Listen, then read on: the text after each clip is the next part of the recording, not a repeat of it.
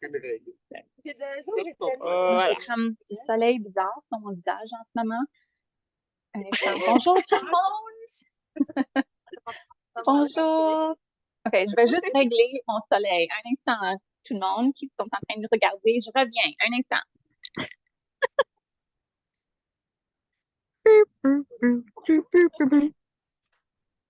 OK, c'est mieux.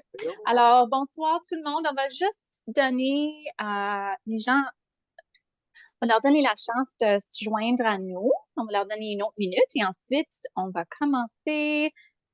Bonsoir, bonsoir. Oh, le ciel est tellement beau derrière toi, Cass. Wow, c'est juste super spectaculaire en ce moment. Ouais, c'est magnifique.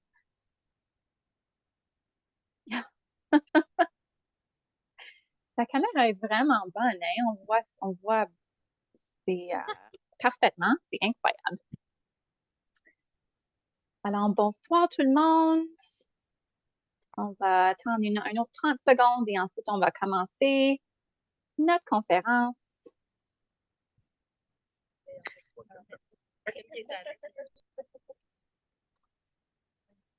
D'accord. OK. Alors, bonsoir et bienvenue à cette conversation Zoom en direct avec la conseillère scientifique du Musée de l'aviation et de l'espace du Canada, le docteur Cassandra Marion. Moi, je m'appelle Ariane Richardson. Je fais partie de l'équipe de communication d'Ingénium et je serai votre modératrice ce soir. J'utilise le pronom elle. J'ai les cheveux blond-brun et la peau pâle et je porte une chemise bleu pâle. Le musée moi-même, nous nous trouvons à Ottawa, sur le territoire non cédé du peuple algonquin Anishinabeg. Nous apprécions énormément la chance qui nous est donnée de travailler et d'apprendre sur ce territoire. Dans quelques instants, vous entendrez Cass et vous aurez l'occasion d'en savoir un peu plus sur son lieu de travail et sur les recherches menées par son équipe sur Axel Heiberg au Nunavut, au Canada. Juste quelques remarques d'ordre administratif. Cette présentation sera uniquement en français. Hier soir, nous avons eu la chance de compléter une présentation semblable en anglais. Nous l'avons enregistrée et nous enregistrons la présentation ce soir. Alors, nous espérons publier les liens sur nos chaînes YouTube du musée d'ici la fin de la semaine. Nous commencerons par entendre Dr. Cass et plus tard dans la présentation, j'aurai l'occasion de transmettre vos questions. Nous nous arrêterons à 19h50 pile car l'équipe devra nous quitter à ce moment-là. Et enfin, juste un mot pour dire que nous sommes un peu à la merci de la technologie. Dr. Cass est dans une région assez isolée, alors nous allons croiser les doigts pour que tout se passe bien. Si la vidéo de Cass est coupée, elle essaiera de nous rejoindre. Alors, restez, s'il vous plaît, à l'écoute si cela se produit. Alors, je crois que c'est tout ce que j'ai à dire. Alors, Cassandra, je vous laisse la parole. Merci beaucoup, Ariane, et bonjour tout le monde. Cass ici sur l'île Axel Heiberg à 79 degrés du nord dans le Grand Arctique canadien. Donc, cette présentation est fournie par SpaceX ce soir parce qu'on a un lien par technologie spatiale Starlink. So, merci à SpaceX. Et là, je vais commencer par dire que nous sommes sur le territoire historique des Inuits. Présentement, l'île n'est pas habitée, elle est inhabitée, mais 6 mois sur 12, elle est habitée ici à la station par des scientifiques. Mais pendant l'hiver, personne n'est là parce que c'est un peu trop froid et c'est noir à 24 heures. Présentement, c'est 24 heures de soleil ou, quand on peut voir le soleil. 24 heures de jour. Je vais commencer par un tour du camp de la station. Et après ça, je vais introduire notre équipe Teamers et ils vont t'expliquer toute la science qu'on fait ici la dernière semaine. On va commencer par la belle vue parce que c'est la meilleure partie d'être sur l'île Axel Heiberg. Cette vue ici, je vais changer le mode de caméra comme ça, vous pouvez mieux voir. Dans OK, là, je vais rester dans le bulle de l'Internet Starlink. Ça, je ne peux pas aller trop loin, mais espérément que vous pouvez voir les montagnes. Oui, dans la distance. Tout ce blanc que vous voyez, ça, c'est les grands glaciers. C'est le glacier White Glacier et Thompson Glacier. Et White Glacier, c'est un glacier pour étudier et suivre le changement global. Il y en a 40 sur Terre qu'on surveille de très proche et ça fait depuis 1960 qu'on surveille ce glacier-là. Depuis cette station, c'était en 1960 que cette station a été construite. So, je vais t'introduire la station dans juste un instant. Donc oui, vous pourrez commencer avec la station elle-même. Les premières, désolée si je tourne vite, c'est un peu, ça donne un peu le nausée. L'édifice devant nous, ça c'est le labo. Ça c'est, je pense que la deuxième édifice qui a été construit.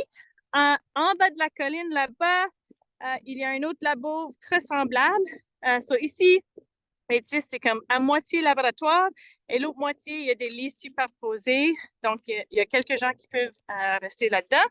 Si on monte la colline et vous voyez que la cuisine, en haut, le bâtisse carré, ça, c'est la cuisine. Ça, c'est un édifice un peu plus nouveau. Tu veux voir que la cuisine est très loin du labo. Je vais t'expliquer pourquoi plus tard. Vous pouvez aussi voir la grande antenne. Ça, c'est pour le radio UHF pour parler à Resolute au cas d'urgence et chaque jour pour notre check-in. Il y a aussi des tentes orange et blanc. Ça, c'est pour emmagasiner des choses comme les 4 roues et des instruments, etc. Et là, si vous regardez ici, je vais faire un petit zoom. Actually, je vais marcher un petit peu. Comme ça, vous pouvez mieux voir. J'espère que vous pouvez encore m'entendre. Vous voyez un petit sentier. Et si on monte le sentier, et je vais faire un zoom si ça peut m'écouter là. Come on. Je pense que c'est parce que mes doigts sont forts. Ah, ça veut pas faire un zoom. En tout cas, il y a des petites basses en haut là, orange. Ça, c'est nos tentes. Ça, chaque personne a leur tente personnelle, notre espace personnel. Tu verras aussi un autre sentier directement au centre. Ce sentier-là mène aux salles de bain. Il y en a 2 salles de bain. Quand je dis salle de bain, c'est vraiment un seau avec une couverture toilette là-dessus. Et tout le numéro 1, on fait à terre. On doit séparer nos numéros 1 et 2. Et le numéro 2 va dans le seau avec toute la papier toilette, produits féminins, etc. Et quand c'est plein, on va l'incinérer. Ça veut dire on va la mettre à feu essentiellement. Et l'autre toilette, c'est une portative ou une toilette sèche. C'est pour le numéro 1 seulement, uniquement. Donc, c'est ça. Donc, si je veux aller faire de dos chaque soir, je dois monter une colline. Ça, on fait beaucoup d'exercices. Là, je vais vous amener à l'autre bord avec la belle vue. Et ça, c'est mon équipe qui attend patiemment pour leur tour. Et par eux, vous verrez aussi des tonneaux ici avec de l'essence et du diesel. C'est du gasoline et du diesel parce que le labo sont ici pendant le printemps. Des fois, il y a de la neige, il fait très froid. Donc, il y a une façon de réchauffer le labo avec du diesel. Je vais vous mener après un instant. Coucou! Il y a d'autres scientifiques qui sont en train de travailler dans le labo présentement, des physiciens, des biologistes.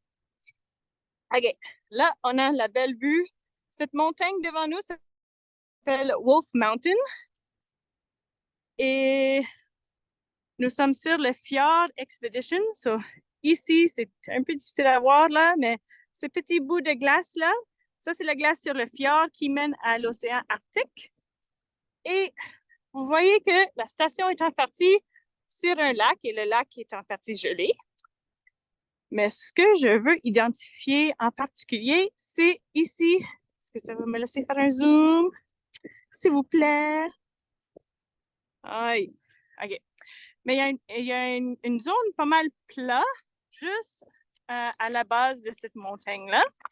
Et il y a un relief polygonal. Puis c'est créé par l'effet du gel et du dégel du pergélisol ici en Arctique. Donc, la terre est gelée en permanence toute l'année longue, mais il y a comme le 1 ou 2 mètres de la surface dégèle pendant l'été et regèle à la fin de la saison quand il refroidit encore. Et il y a plusieurs aspects géologiques qui sont créés par le gel et dégel. Et ce petit édifice juste là, ça c'est le tout premier bâtisse de la station Mars. Oh, j'ai oublié en passant. OK, cela, je vais revenir sur moi-même. Voilà. Donc, sur la station Mars, c'est un acronyme, mais ça veut dire le McGill Arctic Research Station. So, c'est là où on est. McGill, l'Université de McGill à Québec l'a débuté, mais présentement, elle est gérée par des scientifiques à Queen's University à Kingston. Non. Là, je pense que... Oh, avant que j'oublie, je voulais dire bonjour Marc, là et ravi, j'aime. Et les octonautes. OK. Là, je vais venir vous introduire à l'équipe de Team Mars, cette merveilleuse équipe ici. Donc, oh, allô! Donc, c'est Lévin et Louise. Myriam, c'est vraiment la directrice de Team Mars, professeure à l'Université de Sherbrooke. Et Richard est notre professeur à l'Université de McGill. Et Gaëlle. Et aujourd'hui, Gaëlle et Louise et Lévin vont me joindre, expliquer toute la science qu'on va faire aujourd'hui. So, je vais passer la caméra à Richard. Merci beaucoup. Et bien, je vais venir ici pour rejoindre. OK. Donc, je vais leur laisser expliquer Teamers, mais je vais commencer par expliquer mon rôle. Ici, c'est comme le field lead, faire certain que tout le monde, la logistique va bien, tout le monde est sécure et je suis comme support scientifique et aussi je fais les vols de drones qu'on va toucher dessus dans une petite minute. Donc peut-être, Lévin, est-ce que tu veux t'introduire toi-même en premier? Avec le petit micro. Bonjour, moi c'est Lévin Castillo. Je suis chercheur au Centre de géomatique du Québec. C'est un centre collégial de recherche en géomatique affilié au Cégep de Chicoutimi. Donc, moi, je travaille ici sur le projet en faisant de la télédétection hyperspectrale. Je vous expliquerai plus tard qu'est-ce que c'est. Mais c'est ça, c'est mon rôle cet été. Allô, moi c'est Héloïse. Je suis étudiante dans la maîtrise dans le projet Team Mars. Et en fait, je collabore sur le projet depuis presque 2 ans et demi maintenant, là, par des stages aussi avant le début de ma maîtrise. Mon rôle dans l'équipe, c'est de m'occuper des mesures hyperspectrales aussi, mais pas en forme d'image, plus en forme de points. Donc, en prenant les mesures hyperspectrales sur les échantillons qu'on va récolter. Encore une fois, je vais revenir plus tard, plus en détail sur la science derrière tout ça. Allô, moi c'est Gaëlle. Je suis également étudiante à la maîtrise à l'Université de Sherbrooke en géomatique appliquée et télédétection. Puis donc, moi, ça fait 1 an que je suis à la maîtrise impliquée dans le projet. Puis encore une fois, rapidement, moi, je m'intéresse plus à l'échelle des rovers, donc avec différents instruments qu'on peut trouver sur les astromobiles de Mars. Peut-être, Héloïse, peux-tu définir c'est quoi Teamers? Ah ouais. Donc, le projet, ça s'appelle le projet Team-Mars pour Terrestrial Mineral Analysis by Remote Sensing, ou en français, en logique terrestre par télédétection. C'est un projet, dans le fond, qui vise à étudier les chapeaux de fer dans l'Arctique canadien.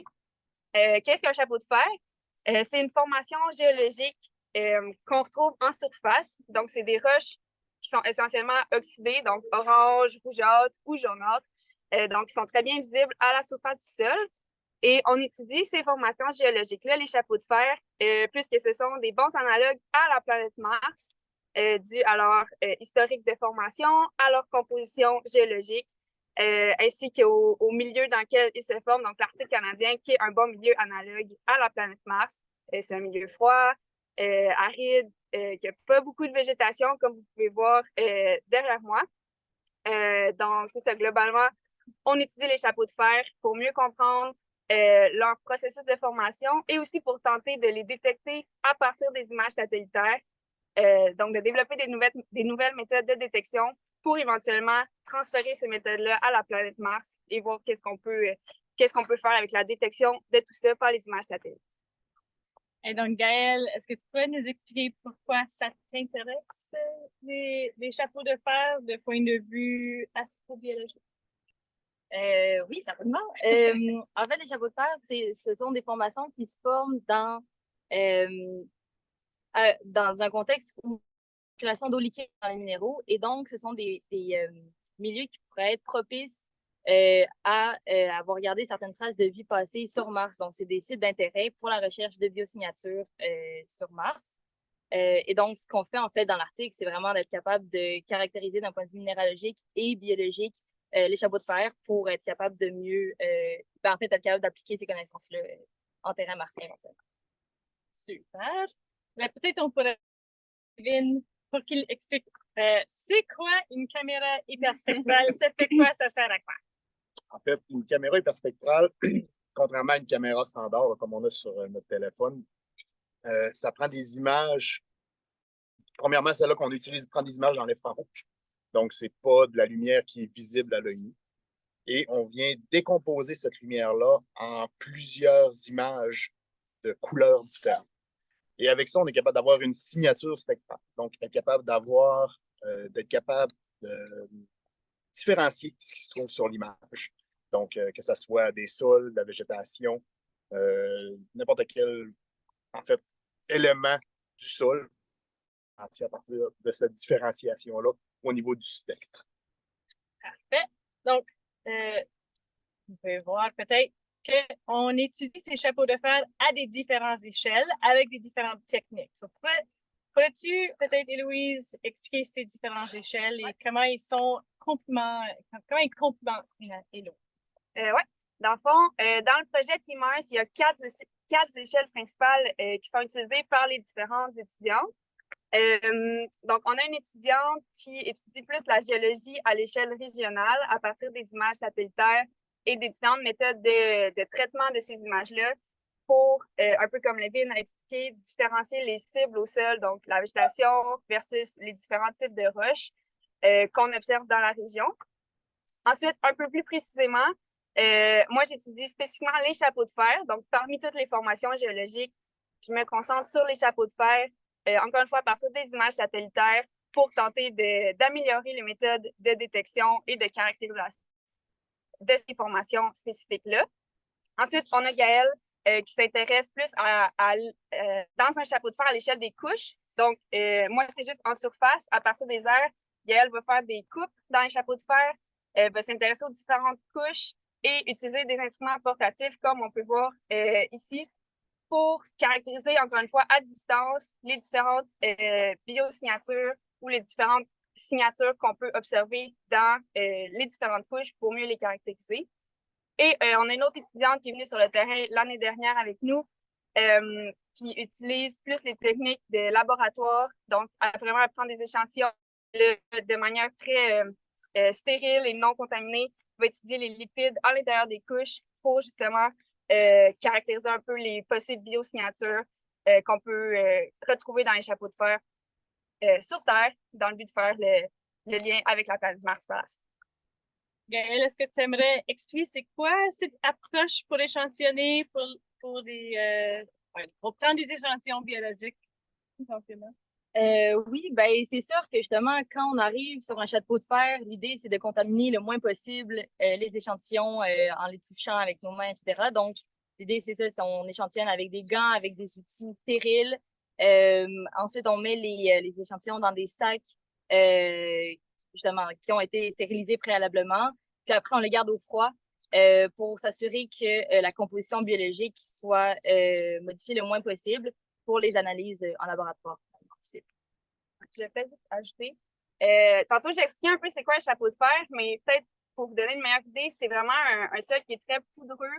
Donc, c'est de la roche qui est vraiment non consolidée. On peut facilement creuser dedans pour faire des coupes et récolter justement des échantillons de cette roche poudreuse-là qu'on étudie par la suite pour la Parfait.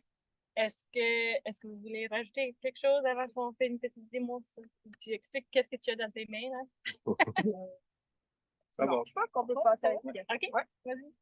Ben, l'instrument ça, que j'ai dans les mains, c'est en tout cas, c'est un spectromètre qui mesure les longueurs d'onde dans l'infrarouge. Donc, un peu comme Lévin expliquait, c'est un instrument qui, comme la caméra hyperspectrale, va mesurer des longueurs d'onde qu'on n'arrive pas à voir, donc qui ne sont pas dans le visible, mais qui nous permet d'avoir de l'information sur la minéralogie et qui nous permet aussi de détecter certaines molécules organiques. Donc, l'idée, c'est vraiment qu'on peut mettre cet instrument-là en contact avec la surface. C'est un petit instrument portatif qui est pratique pour le terrain, ce qui fait en sorte que on peut simuler en quelque sorte des données acquises comme un astromobile qui irait échantillonner la surface. Donc, voilà. Peut-être je pourrais faire une petite démonstration de vol de drone. Prêt pour ça? Oui? Ouais. Prêt? Cool. OK, un instant, je vais juste la vider.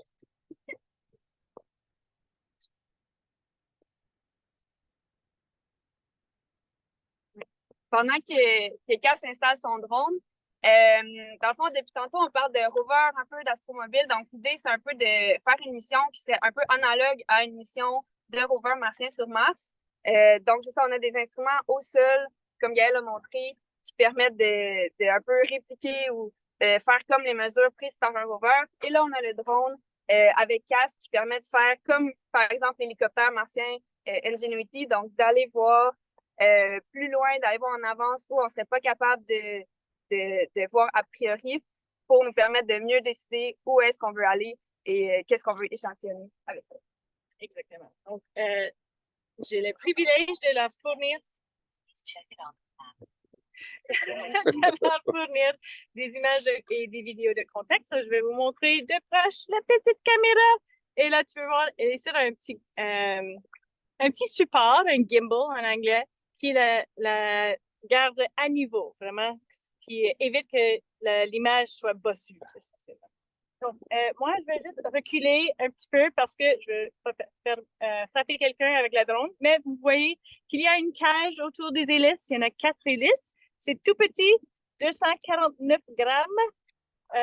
Donc, je peux pas vraiment vous blesser. Je vais juste reculer un petit peu pour éviter les câbles.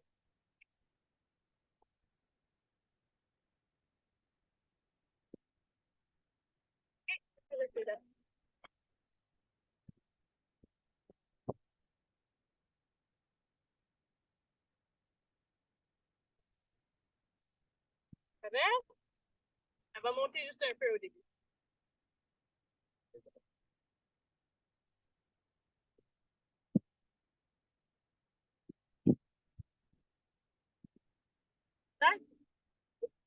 Je vais prendre une photo de vous pendant que vous prenez une photo de moi.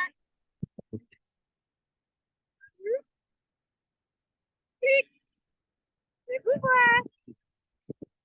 Et là, je vais faire comme ça. Je vais aller plus loin. Je vais prendre une autre belle photo d'une grande vue. Oh!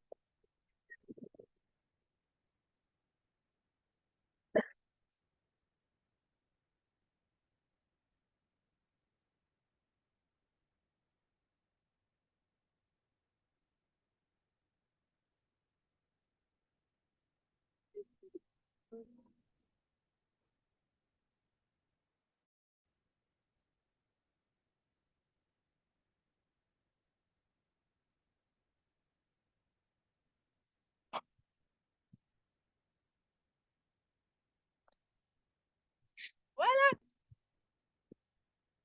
Voilà, c'est la petite démonstration des drones. OK, je vais la laisser ici. Voilà, merci. Là, je viens juste de remarquer, c'est que que je vous ai pas introduit. Où est la piste d'atterrissage? Comment on se rend à la station ici? Donc, je vais reprendre la caméra de Richard. Merci beaucoup. Et on va passer à travers votre merveilleuse équipe Teamers et on va revenir par ici vous montrer. Comment j'ai oublié ça? Je sais pas. Donc, ce terrain avec des polygons de gel et dégel, j'ai oublié de tout vous montrer. Ouh, c'est un peu foncé. Le soleil un petit peu ennuagé. Mais ici, une ligne là, et c'est là où notre avion de Havilland Canada Twin Otter, un avion qui peut décoller et atterrir avec une très courte piste d'atterrissage, atterrir là, et là, il fallait que on enlève toute la cargaison et nous-mêmes de l'avion, et là, tu dois le porter d'un côté à l'autre du lac, mais il va falloir qu'on porte des cuissettes, essentiellement, ou des salopettes pour traverser le lac, et là, il faut monter la colline et tout organiser toutes nos choses. So, là, ça, c'est fait. Je vais retourner à mon équipe, et Ariane, si vous pouvez vérifier la boîte de commentaires, voir s'il y a des questions. On peut prendre vos questions dans un petit instant. D'accord, merci beaucoup. Alors, à ce moment-ci, si les gens qui sont en train de regarder ont des questions, vous pouvez les poser dans la boîte questions et réponses. Et je vais les lire, les transmettre à l'équipe.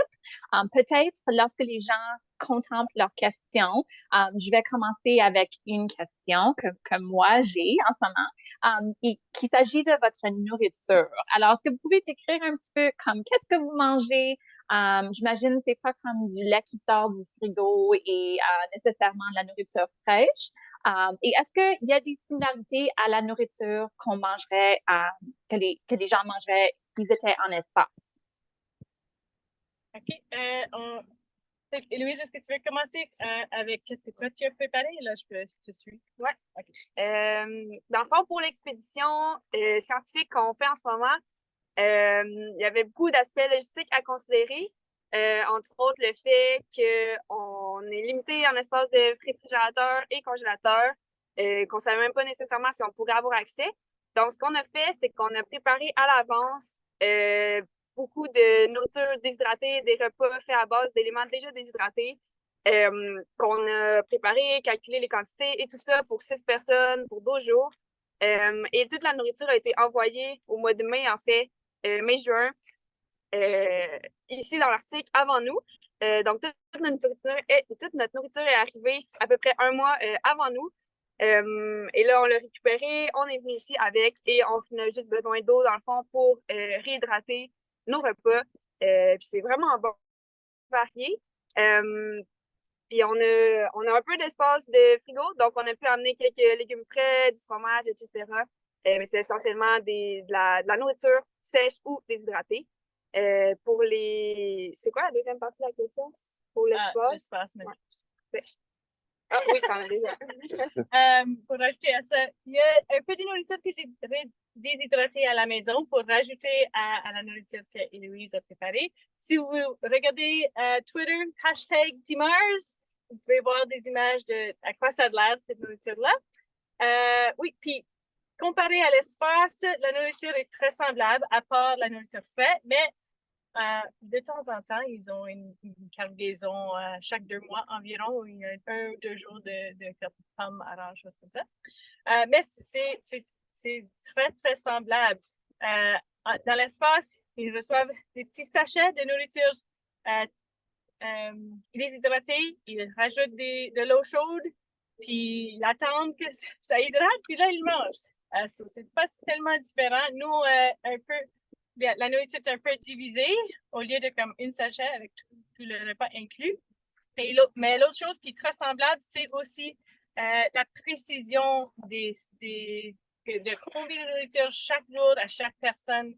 Vraiment, Héloïse et Gaëlle ont fait une bonne job à tout calculer ça par l'avance.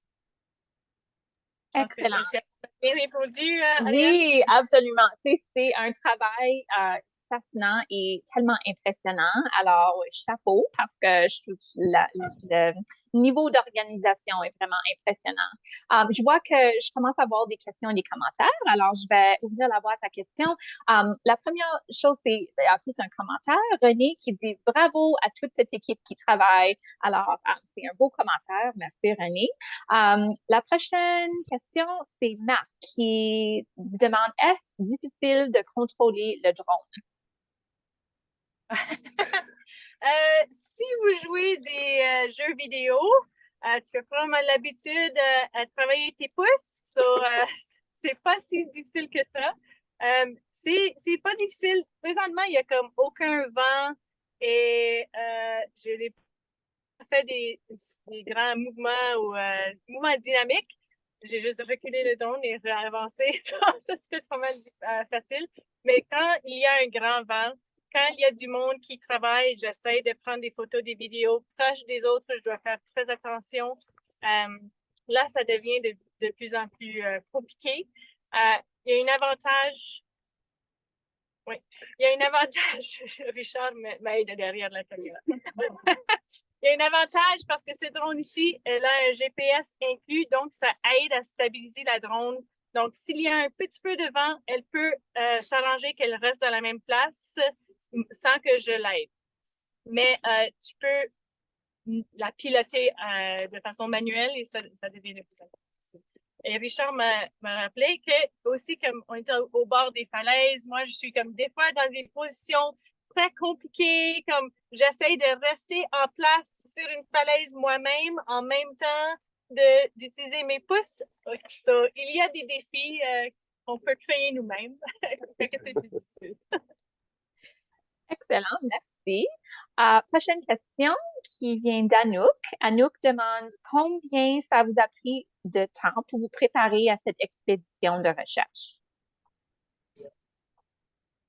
Ça prend beaucoup de temps quand même, préparer une expédition de ce genre. Donc, à peu près depuis l'année passée, presque un an, il a fallu faire les demandes de financement, commencer à demander les autorisations pour les permis, commencer à penser justement à la nourriture. Donc, justement, comme Élise a mentionné, déshydrater à l'avance, faire les menus et envoyer finalement de nourriture. Planifier tout le matériel d'expédition. Donc, c'est quand même du travail long. Il y a des formations aussi, des formations de sécurité, de secourisme, des formations de sécurité là, avec, par rapport à la faune, par rapport à la proximité aux hélicoptères, aux avions. Donc, c'est un travail de longue haleine, mais qui finalement paye parce que c'est quand même une expérience exceptionnelle. Ben oui, l'aspect scientifique, en fait, c'est vrai, juste aussi préparer c'est quoi les objectifs qu'on veut accomplir, quel genre d'échantillon on veut ramasser, quel genre de mesures on veut prendre. Donc, ça aussi, c'est sûr que ça demande beaucoup de préparation et de.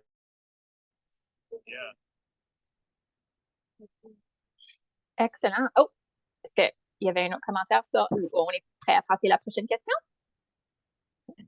Oui, OK. C'est parfait. Alors, René a dit il semble ne pas faire très chaud, mais avoir des moustiques. Est-ce le cas?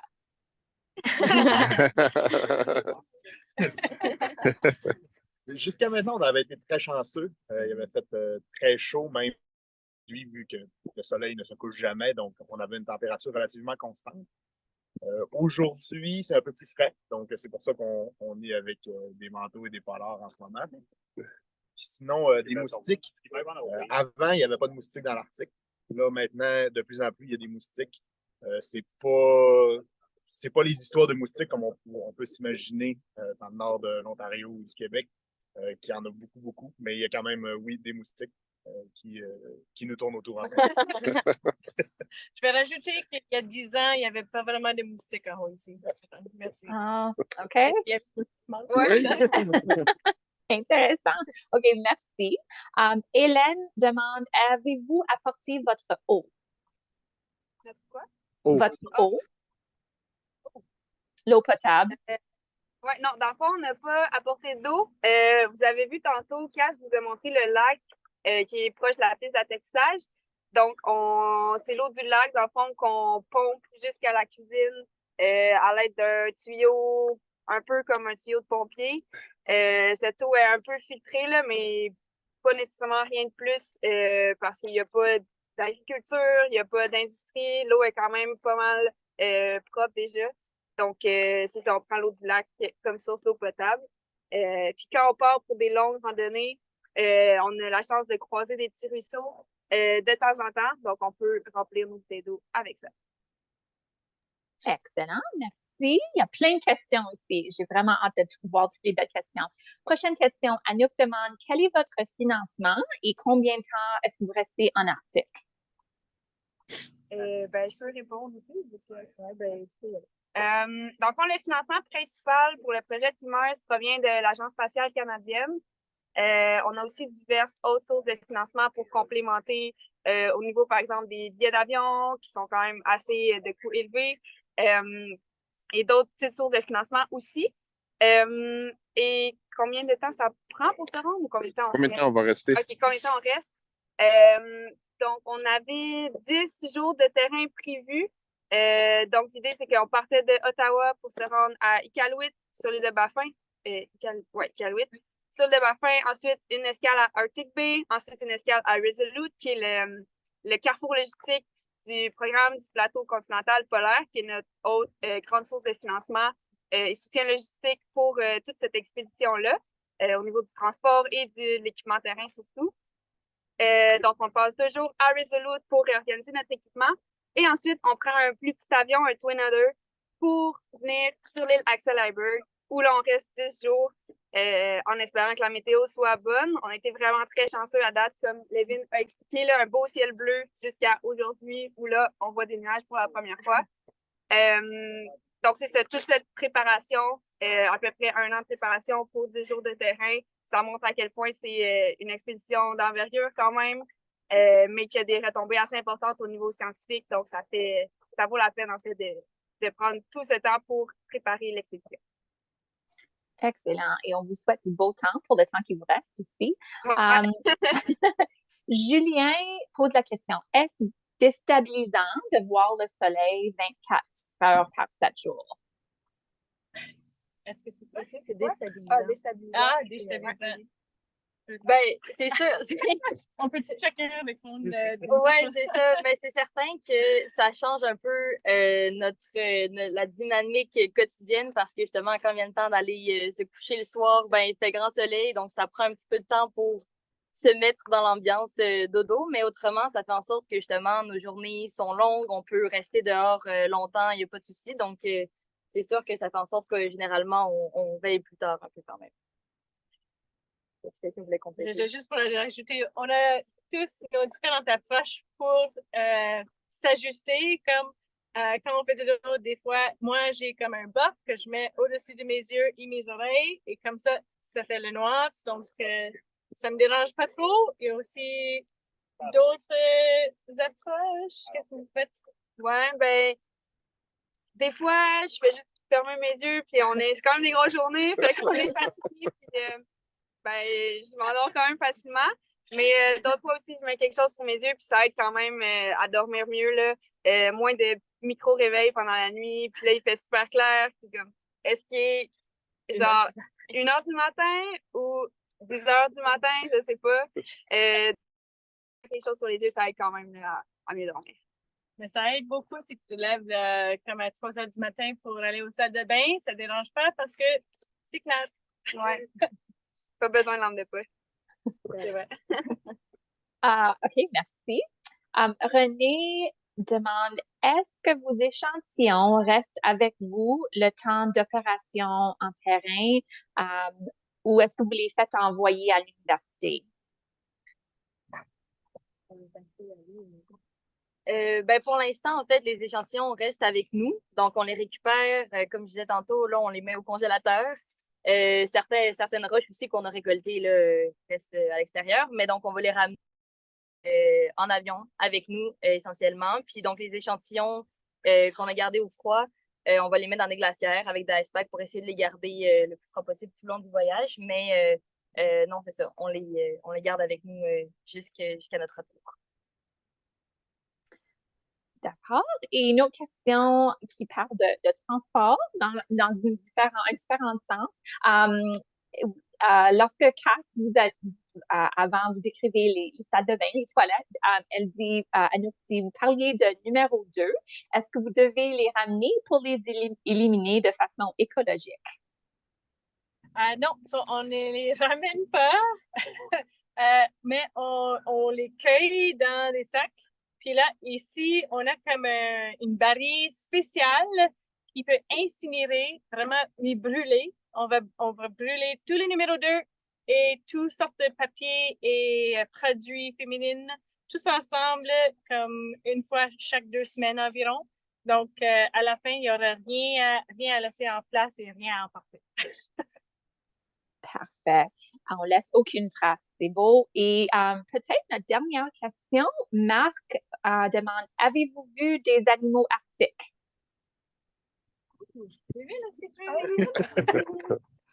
En fait, des animaux arctiques, on a vu des traces, beaucoup. Donc, on a trouvé des bois de caribou.